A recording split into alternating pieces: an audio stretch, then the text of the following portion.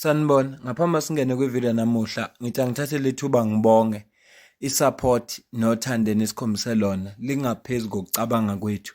Siyacela niqhubeke nisisupport njalo ngokubuka amavideo ethu, ungakhohlwa ukukhomenta, ushare, ulike. Siyafisa ukuzwa umbono wakho. Sicela ke singene kwivideo namuhla. Breaking news. uSihle Mavuso ubhalile ukuthi i-MK Party no former President Jacob Zuma baloje a fresh court application to set aside i-decision kaCyril Ramaphosa ukubeka uMinister uSenzo Mchunu on special leave noku-appointa uProfessor Firoz Kachala kwiposition yakhe. Bathi-ke kulokhu uZuma kanye nephathi bafayile amaphepha wabo ne-North Gauteng High Court in Pretoria. Uzokhumbula ukuthi ngosuku ababethathe lolu daba balusa kwi-Constitutional Court ngalo, yafika lilalela udaba i-Constitutional Court. Ithe mayisililalelile yayisiphuma nesinqumo sokuthi cha, lolu daba alihambe liye enkantolo encane, ngeke lona beze belamukele. Miningi-ke imibono eyaphambana lapho ngoba abantu babebuza ukuthi hawu, olunjani udaba olamukelwa inkantolo engani udaba likaZondo ngesikhathi bezogweba uZuma without a-trial yalamukela. Ziningi futhi indaba ezafakwa kwi-Constitutional Court zemukelwa kungazange kwacatshangwa kaningi. Kodwa-ke uNhlamulo Ndlela uma inkantolo yayiqeda kukhipha leyo judgment ekhuluma nabezindaba waphawula kanje. The law in this country, it's clear that Lady Justice has got eyes, and unfortunately, this is something that now the South Africans themselves and people on the ground must take into their own hands. Because this court is now no longer, and this judiciary is no longer a judiciary for the people, as we've said, and as Mkhwanazi has said. They are implicated, especially because they're trying to push for a judicial commission of inquiry. I mean, you would have heard S.C. Mpofu did mention yesterday that why should it be a judicial commission of inquiry when in actual fact you can have just a commission of inquiry first and foremost, which in this case we've said there's no need for that, because General Mkhwanazi's political killings task team has been effective. 436 people arrested and charged. Even after he had made those accusations, which people see as accusations, which we believe there is something there was people that have been arrested. So why not allow that process to continue? Instead, these courts are being used now to participate and infringe on police work. And on that, I'd like S.C. Mpofu to also make a comment. Before you enter, what stops the MK from heading to the High Court on an urgent basis at this stage? And to interject the inquiry, I mean, that's something that was heard yesterday. Is it something you're going to be doing?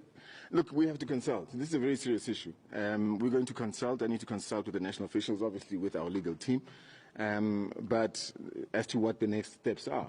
But in this country, quite honestly, this is more than anything else, just a travesty of justice. Mr. Mpofu, Ngobuzwa ukuthi ukugcina kwakhe ekhuluma nabezindaba wathi bazoconsult. Ngiyacabanga ukuthi sebeconsultile ke ne-legal team yabo. Ngiye ngilibona iphutha elenziwa abantu makhulunywa nge-legal team yomkhonto wesizwe party. Akuyena uDali Mpofu kuphela orepresent umkhonto wesizwe party. Banabanye abantu yabona nje mangabe uyibukile i-argument yabo ngesikhathi i-court case yabo beyiphambi kwe-Constitutional Court. Bekunama-advocate awu-3 bekhona umlungu, khona umama, kube khona u-advocate uDali Mpofu. So njengoba bethi bazoconsulta ukuthi funa kuhlanganiswa amakhanda kuboniswane balithathe kudaba njengoba manje sebenqoma ukuthi no badlulele enkantolo enkulu yase High Court le yase Pretoria. Sizolandela kudaba lakhona, mhlawumbe i-MK Party sazokhipha istatement ngalo ludaba. Mhlawumbe sizokwazi ukuthola nami affidavit siza ukuthi bathini kuma heads of arguments wabo. Udaba lesibili engifisa ukulikhava kule video udaba le-unemployment. uDuma Qubule bekakhuluma ne-SAFM. Ngifisa ukumcaphuna ngoba umuntu engikholelwa kakhulu kuye nakuma analysis wakhe. Ngifisa ukumcaphuna siza ukuthi utheni. Mhlambe ngamcaphuna lo statistician general uza ukuthi yena utheni, kodwa nje okubalekile ukuthi siza ukuthi njenge-economist uthini yena. The official unemployment rate rising to 33.2% in the second quarter of this year, and that's up from the first quarter's 32.9%. Put in basic numbers, we are told that 159,000 people entered the job market between April and June this year, but only 19,000 of them found employment. The numbers were dragged down by the performance of key provinces like the Western Cape, which lost 117,000 jobs, and KwaZulu-Natal, which registered a loss of some 86,000 jobs. Gauteng's addition of 95,000 jobs and the Eastern Cape's addition of 89,000 jobs ultimately did little to salvage the overall picture of the unemployment crisis. Let's speak to Duma Qubule, who is an independent economist. No.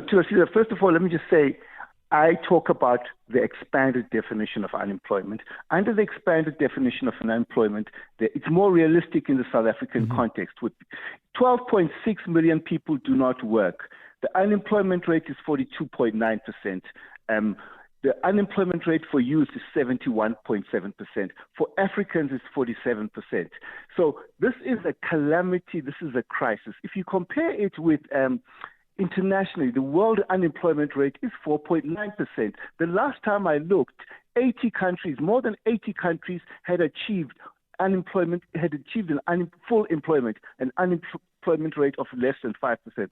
Now, it's not, well, you're right that it's, up and down, but over the past 16 years, it has been a one-way increase in unemployment.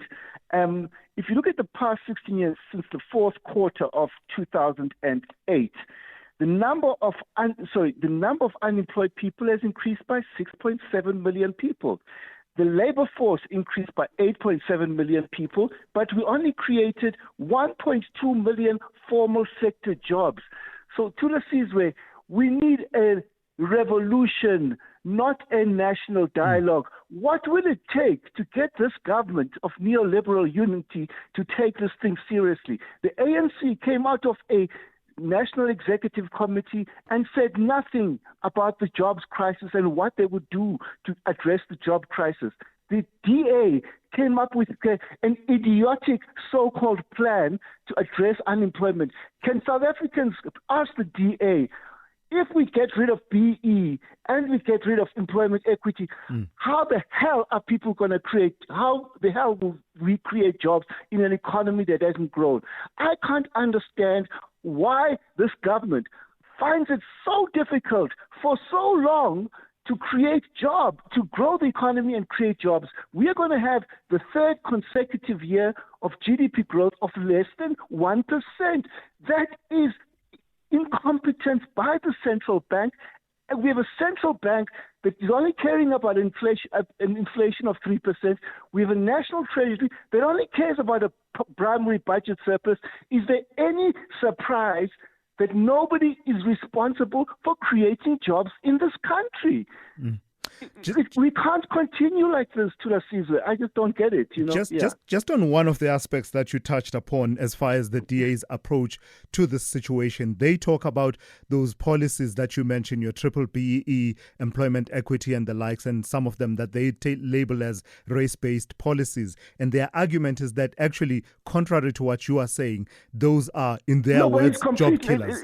It's not a job killer. First of all, employment equity has not been implemented. 7% of the population, white people, 64% of people in top management, 3.5% of white males, they're more than 50% of people in top management. Their companies are not implementing these policies. So how can you say if we get rid of them, then suddenly they're going to create jobs? Because they haven't been implementing them for 25 years. And we haven't created these jobs for 16 years. It is absolute nonsense, and people must take this jobs crisis. So the economy is not growing. By definition, it means there's not enough money circulating in the economy. And if you read Stats SA reports, they say there is inadequate demand in this economy. Companies are saying that they've got huge spare capacity because the people don't have enough money to buy the things that they can produce. So if we focus on putting demand into the economy, sales into the economy, people create jobs when there are sales. Now, if you get rid of employment equity or BE, It's not going to result in us having money to buy the things that companies can produce. So please, let's stop entertaining these idiotic ideas of the DA. Is it your submission then, Duma, that creating demand in the economy would be step number one? How exactly would we do that?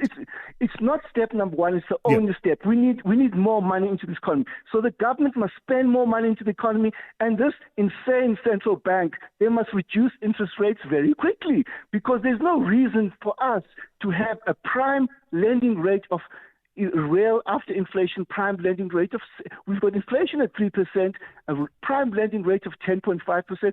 This is one of the highest 7.5% prime lending rates in the world. And our economy is going to grow by less than 1%. Why can't they have a mammoth decrease in interest rates, 300 basis points, 400 basis points? There's no reason why we can't do that. Why can't National Treasury stop this austerity policies and start spending into the economy? Because, Tulo Sizwe, there was a time when we created 3.1 million jobs and unemployment came down sharply between 2003 and 2008. What happened then? The government started spending into this economy and people and infrastructure. We must spend consumption spending and infrastructure and blend the stimulus to get this economy going. Now, it's 16 years. The government is not listening to me. And what will it take? Will it take 13 million unemployed people, 14 million unemployed people, and 15 million unemployed people for them to change these idiotic economic policies? Yeah. Is there something to be said for targeting particular sectors of our economy that we see as advantageous? So, I mean, even there, you see fluctuation. One quarter, you see agriculture bumping us up nicely. The next quarter, agriculture is down. And I've sort of noticed that when agriculture is down, our prospects of the numbers worsening even more are even more enhanced. That is correct. Now, if people talk like the ANC, they talk about industrialization. But if you look from 2008 to now, the biggest job destroyer was manufacturing sector. But now it's going from about 20% of total employment to, I think, 15%. Now, if we go back to 20% of total employment like China, that only creates 1.7 million jobs. So there is not one thing that will get our economy to create full employment, because manufacturing is only 1.7 million jobs. So if we double it, it's 3.4 million jobs or 1.7 million jobs. So that is not, you see, manufacturing has become more mechanized, and even in China and in South Korea, the big manufacturing nations. I read in South Korea, 1 in 10 workers in manufacturing are robots. So I'm just saying that we need to. The people must understand the scale of this crisis. We can't just focus on one sector. We must grow jobs across we can't just, like ANC, keep talking industrialization, beneficiation. They have done nothing for 31 years to beneficiate any single mineral. So why should we listen to them? Yeah. And then lastly, the whole story around foreign direct investment. It's a conversation we were hoping to have a few moments ago that has to do with some companies leaving the country. But I was making the point that it's nowhere near what would be called capital flight. But how does the exit of some companies, we count among them, the likes of Bain & Company, who have their own reasons why they're leaving, HSBC, Tupperware and others, Anglo-American offloading their platinum interests. How does that stack up with what's been a drive since the Ramaphosa presidency started to have these investment summits and try and actually attract foreign direct investment? That's a very good question. Now, I forgot to say, one of the major reasons for this low GDP growth is this collapse in public investment. There has been a public sector investment strike. I repeat, a public sector investment strike. Real per capita public investment has collapsed by 40% over the past 10 years. In Johannesburg, city of Joburg, which I follow, 50% decline in real per capita investment since 2016 when Herman Mashaba became mayor. So how are you going to grow your economy if you're not investing in infrastructure? Infrastructure's got high multipliers. It creates jobs. In the Treasury's budget too, they say every million rand you spend on infrastructure is going to create 3 jobs for people whose highest qualification is a matric certificate. Those are the type of jobs we need. So now foreign direct investment is the icing on the cake. In any random country, Thulasizwe, it's 90% domestic and 10% foreign investment. So foreign investors take cue from the country. We've got an investment rate of 14% of GDP. Yeah. It should be 30% according to the National Development Plan. In terms of public investment, to reach the NDP targets, we need to spend another 1.5 trillion over the next 3 years. And so why this sideshow called this national dialogue? They're not going to discuss these issues on Friday. We need a revolution instead of this national dialogue. Vengokulalela istatistician general eyabeka lama numbers ubona ukuthi unemployment rate ikhuphukile bebaningi kakhulu abantu aba unemployed ngoba babalelwa if I'm not mistaken 200,000 abantu abaedile kulaba vele bebekhona be unemployed and uthi iningi laba ngisaza ngeke ngikwazi kahle ama figures wakhona unless ngicaphune yena ngqo ezosho ukuthi bebelokhu be unemployment for more than 12 months. So uyabona ukuthi this is a crisis ngempela akusinkinga encane. So bengithi angicaphuna uDumaqubule njengomuntu oyi-economist, njengomuntu nje ozoyibuka ngeso le-economist. Ke seko sopolitiki kancane because indlela sopolitiki ababuka ngayo izinto ayifani nendlela abantu abangama-economist ababuka ngayo izinto. Bengithi angikulethele nje lolu daba kodwa udaba elihamba phambili bokuthi ngikutshela i-breaking news ngexathe eselithathwe i-MK party lokuya kwi-constitutional court lokuya kwi-high court nakusengenza iphutha lokuya kwi-high court emveni kokuchithwa i-constitutional court ngase ngithi angikulethele nalo linye udaba lwe-unemployment ebesibikelwa ngalo izolo. Ngicela ukuze ukuphawula kwakho ngizwe ukuthi wena ubona kanjani kuyonke le nkulumo esibekiwe la. Ngalo kwalokho mina nawe sidibane kwivideo elandelayo ngiyabonga.